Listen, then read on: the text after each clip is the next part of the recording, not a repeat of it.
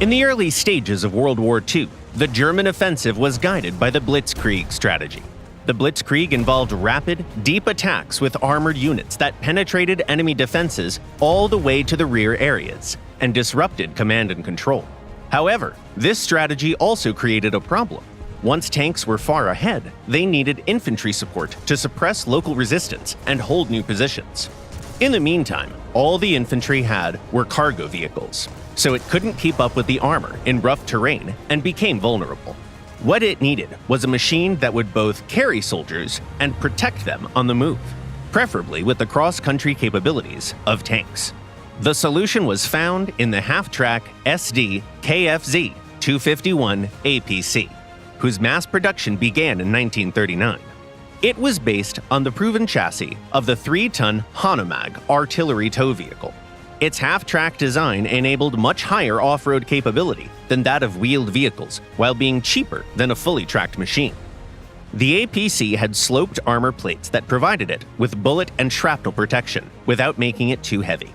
The hull had an open top, which on the one hand gave the crew a great view and a way to quickly disembark, while on the other hand made it vulnerable to attack aircraft, mortars, and hand grenades. The original design of the hull was rather complex and hard to manufacture, due to armor plates having various connection angles, so it underwent several simplifications throughout the war. Multiple improvements were approved, with the latest one being adapted to wartime mass production the most. The Sd.Kfz 251 saw its first action during the Polish and French offensives, demonstrating outstanding effectiveness. Armored personnel carriers allowed the infantry to keep up with tanks even off-road and under machine gun fire. An average battle looked like this.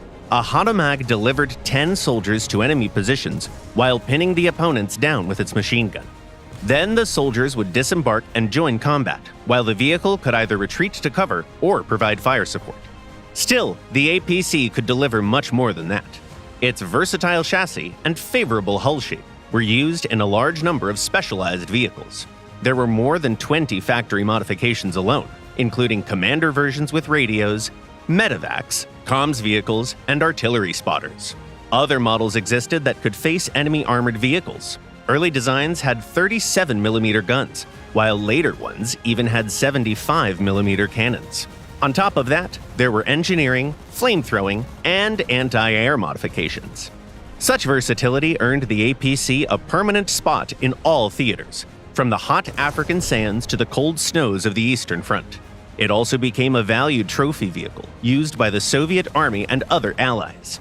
Even when Germany was defeated, the APC started its second life in Czechoslovakia, which manufactured around 1,500 extra units. The last ones survived all the way to 1995.